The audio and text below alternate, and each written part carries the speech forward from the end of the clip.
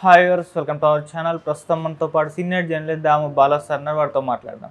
నమస్కారం సార్. నమస్తే సార్, తిరుపతి లడ్డు వ్యవహారం అంటే ఇంత వివాదం అవుతుందిగా. ఈ నేపథ్యంలో జగన్మోహన్ రెడ్డి గారి పైన ఎన్నో విమర్శలు వస్తున్నాయి. కానీ పవన్ కళ్యాణ్ గారు స్వయంగా క్లీన్ చిట్ ఇచ్చారు జగన్మోహన్ రెడ్డి గారికి అని అంటున్నారు సార్. అంటే నిన్న ఈ ఇష్యూ పైన పవన్ కళ్యాణ్ గారు ఒక ఇంటర్వ్యూ ఇచ్చారు.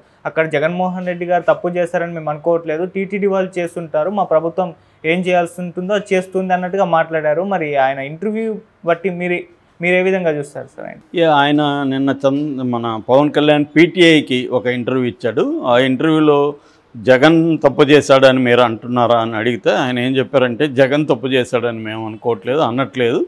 ఆయన ఆధ్వర్యంలో ఆయన ప్రభుత్వం ఉన్నప్పుడు టీటీడీ బోర్డు ఈ తప్పు చేసింది, దానికి టీటీడీ బోర్డు మూల్యం చెల్లిస్తుంది.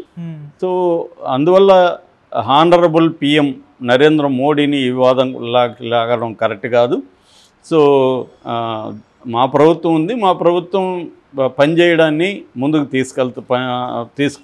తీసుకెళ్ళడాన్ని జగన్ అడ్డుకోకూడదు అనేది ఆయన చెప్పాడు. అంటే ఇక్కడ రెండు విషయాలు. ఒకటి, జగన్ తప్పు చేశాడని మేము అనట్లేదు అనేది పవన్ కళ్యాణ్ అంటున్నాడు. మేమంటే ఎవరు ఇక్కడ? వాళ్ళ ప్రభుత్వం. చంద్రబాబు సీఎం. చంద్రబాబు వీడియో పక్కన పెట్టండి. చంద్రబాబు ఏమంటున్నాడు? ఈ జగన్ ప్రభుత్వంలో అనేక అరాచకాలు జరిగాయి, చివరికి లడ్డును కూడా దేవుడు దీన్ని కూడా వదలలేదు జగన్, ఈ సైకో అని మాట్లాడాడు చంద్రబాబు. అందరూ లోకేష్ కానీ మొగత తెలుగుదేశం వాళ్ళు, మీడియా మొత్తం జగన్ వైపే వెళ్ళేది చూపిస్తుంది. జగన్ తప్పు చేయకపోతే బీజేపీ వాళ్ళు నాయకులు, యువజన మోర్చా వాళ్ళు ఎందుకు జగన్ ఇంటి మీదకి వెళ్ళారు? జగన్కి సంబంధం లేదన్నప్పుడు వీళ్ళంతా ఎందుకు మాట్లాడుతున్నారు? సో ఇక్కడేమో పవన్ కళ్యాణ్ క్లీన్ చిట్ ఇచ్చాడు జగన్కి అంటున్నారు.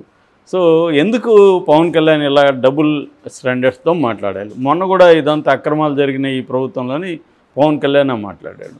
అంటే క్లియర్గా మోడీ నుంచి పవన్ కళ్యాణ్కి చంద్రబాబుకి ఏదో షంటింగ్ పడింది. అరే బాబు మీరు జాగ్రత్త మాట్లాడి నాకు చుట్టుకునేట్టుకుంది ఇదని.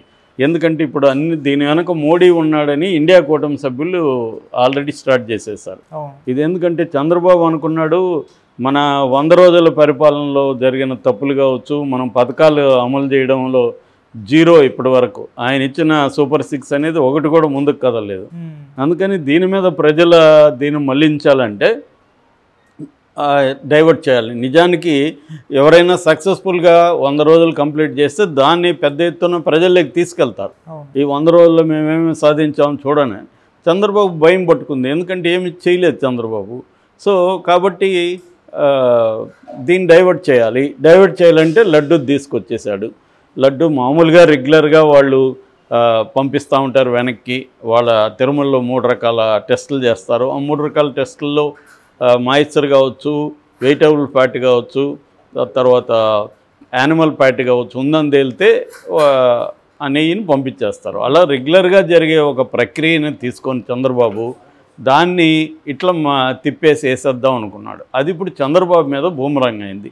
ఎందుకంటే దేశవ్యాప్తంగా ఇది హిందూ మత సంస్థలు సీరియస్గా తీసుకున్నాయి. ఎందుకంటే దాదాపు 140 కోట్ల ప్రపంచ హిందువులు పవిత్రంగా భావించే తిరుపతి, తిరుమల, దాని ప్రసాదాలు, లడ్డు, ముఖ్యంగా లడ్డు, దీంట్లో జంతు కొవ్వు, ఇన్ని రోజులు మనం జంతు కొవ్వు తిన్నామా లడ్డులో అన్న ఫీలింగ్ వచ్చినప్పుడు, ముఖ్యంగా హిందువులందరూ నాన్ వెజ్ కాదు కానీ వెజిటేరియన్స్ కాదు కానీ 90% హిందువులు, ఓన్లీ ఆ బ్రాహ్మిన్స్ కొంతమంది మాత్రమే తినరు తప్ప మనకి 98% ఈ 2 రాష్ట్రాల్లో మొన్న కూడా డేటా తీస్తే నాన్ వెజ్ బ్యాచ్ ఉన్నారు. సో ఎంతనా మనం రోజు, నేను ఇంతకుముందు కూడా చెప్పాను, రోజు నాన్ వెజ్ తిన్నా లడ్డులో నాన్ వెజ్ చేసి ఇస్తాను నీకంటే మనం తినం కదా. లడ్డు అనేది ప్యూర్ వెజిటేరియన్. స్వీట్లలో నీకు నాన్ వెజ్ కల్పిస్తానంటే తినం కదా. వెజిటేరియన్గా తింటాము, నాన్ వెజ్ని సపరేట్గా నాన్ వెజ్కి తింటాము. అలాగా లడ్డులో కలుపుతున్నారనేసరికి మనకు ఒక్కసారిగా హిందువుల ఇది గాయపడ్డాయి, మనోభావాలు కావచ్చు, వాళ్ళ సెంటిమెంట్స్ కావచ్చు, ఎవరికైనా అది జరుగుతుంది. సో దీనివల్ల ఇప్పుడు పెద్ద ఎత్తున వ్యతిరేకత చంద్రబాబు మీద వచ్చింది. ఎందుకంటే ఇందులో అనేక కన్ఫ్యూజన్లు, డౌట్లు ఉన్నాయి. ఆయన టీటీడీ ఈవో శ్యామలరావు ఏమో ఫస్ట్లో ఏం చెప్పాడు, ఓన్లీ వెజిటబుల్ ఫ్యాట్ ఉన్నాయని తెలియంది. NDDB national dairy development board వాళ్ళ కాల్ఫ్ అని ఉంటుంది, కాఫు, అది ఇచ్చింది రిపోర్ట్ అని ఆయన చెప్పాడు. చంద్రబాబు ఏమో యానిమల్ ఫ్యాట్ అన్నాడు. మళ్ళీ ఈవో మళ్ళీ ఏం మాట్లాడాడు, యానిమల్ ఫ్యాట్ అని మళ్ళీ మాట్లాడాడు. మరి దానికి ఆధారం ఏంటి ఆయన మాట్లాడడానికి? అంతకుముందు ఎందుకు మరి యానిమల్ ప్లేట్ అనలేదు? ఈవెన్ ప్రింట్ మ్యాగజైన్కి ఇచ్చిన ఇంటర్వ్యూలో కూడా శ్యామలరావు క్లియర్గా అసలు ఈ నెయ్యే కలపలేదని చెప్పాడు. మళ్ళీ ప్రెస్ మీట్ పెట్టి తిరుమలలో కూడా ఈ నెయ్యి మేము కలపలేదు, ఇది పవిత్రమైన దీంతోనే ఉంది, అసలు యానిమల్ ఫ్యాట్ ఉన్న నెయ్యి లడ్డుకి ఎప్పుడూ వాడలేదని చెప్పాడు. మరి ఎప్పుడు వాడినప్పుడు ఇంకా చర్చ ఏముంటుంది? మరి చంద్రబాబు ఎందుకు అన్నాడు? సో ఇక్కడ చంద్రబాబే కదా దోషిగా నిలబడ్డాడు.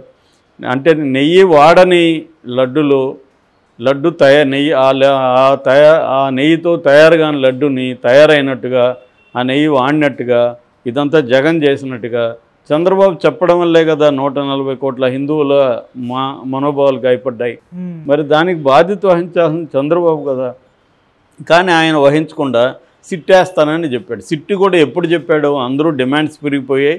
ఒక పక్క జగన్ మోడీకి లెటర్ రాశాడు, ఓపెన్ లెటరు.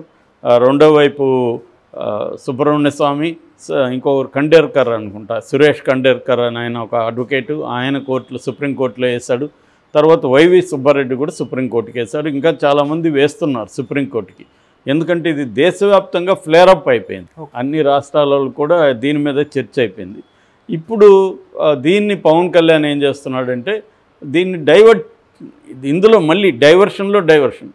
సో చంద్రబాబు మీదకి రానియకుండా పవన్ కళ్యాణ్ దీనంతా తన మీదకి వేసుకోవడానికి దీక్షల డ్రామా మొదలుపెట్టాడు. ఓకే. సో నువ్వు ఒక ఉప ముఖ్యమంత్రి, నువ్వు చేయాల్సింది ఏంటి? ఒక అన్యాయం జరిగితే దాని మీద చర్య తీసుకోవడానికి చేయాలా, దీక్షలు చేస్తానని చేయాలా?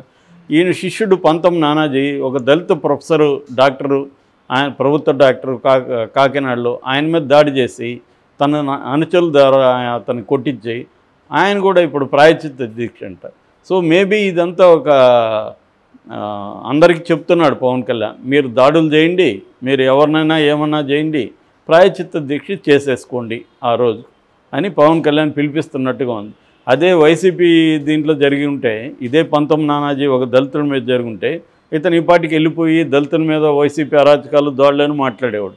అప్పుడు మరి జగన్ ఇలాగే ప్రాయశ్చిత్త దీక్ష చేస్తే ఊరుకుంటాడా పవన్ కళ్యాణ్? సో ఇది ఏంటంటే క్లియర్గా పవన్ కళ్యాణ్ డబుల్ గేమ్ కనిపిస్తుంది. మోడీ ఎంటర్ అయి పవన్ కళ్యాణ్ చెప్పినట్టుగా ఇక్కడ అర్థమవుతుంది.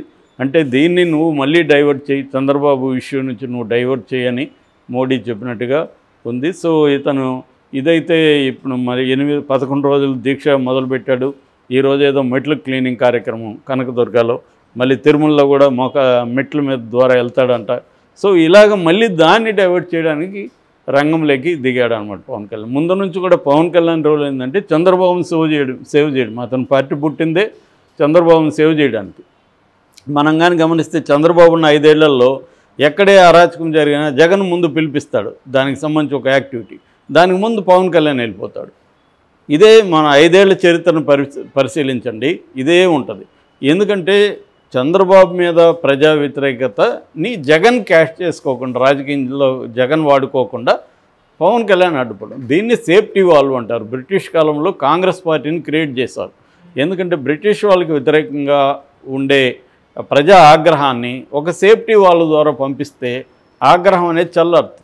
ఇది బ్రిటిష్ వాళ్ళ కనుక్కున్న టెక్నిక్ అనమాట. అందుకని కాంగ్రెస్ పార్టీని పెట్టి వాళ్ళు, కాంగ్రెస్ పార్టీ బ్రిటిష్ వాళ్ళకి తొత్తుగా కొంతకాలం ఉపయోగపడింది. దాన్ని సేఫ్టీ వాల్వ్గా వాడారు. ఇప్పుడు చంద్రబాబుకి పవన్ కళ్యాణ్ సేఫ్టీ వాల్వ్ అన్నమాట. చంద్రబాబు మీద వ్యతిరేకతని పవన్ కళ్యాణ్ దాన్ని ఛానలైజ్ చేసి దాన్ని పంపిస్తూ ఉంటాడు. ఇది డే 1 నుంచి కూడా పవన్ కళ్యాణ్ పని ఇదే. అది ఇప్పుడు కూడా మొదలుపెట్టి ఇన్ని రోజులు చూసాం కదా, మౌనంగా ఉన్నాడు, ఏమి జరిగినా నోరు తెరవలేదు. నంద్యాలలో ఒక పాప మీద అత్యాచారం జరిగి చంపేశారు, అప్పుడెప్పుడైనా నోరు తెరిచాడా పవన్ కళ్యాణ్? వచ్చాడా? నోరు తెరవలేదు. అట్లాగే అనేక సంఘటనలు, వరదలు వచ్చినప్పుడేమో మనోడు హనీమూన్కి వెళ్ళాడు, లేటెస్ట్ హనీమూన్కి సింగపూర్కి, బర్త్డే జరుపుకున్నాడు, అప్పుడు అసలు నోరు తెరవలేదు. తర్వాత విమర్శలు వస్తే మళ్ళీ ఏదో వచ్చి ఏదో కవరింగ్ స్టోరీ ఒకటి చెప్పాడు. ఆ మధ్య మచిలీపట్నంలో జనసేన నాయకుల మీద తెలుగుదేశం వాళ్ళు దాడి చేసి వాళ్ళ ఇల్లు కూల్చి బాధితుడి దగ్గర కాళ్ళు పట్టించుకొని సారీ చెప్తే పవన్ కళ్యాణ్ నోరు తెరవలేదు.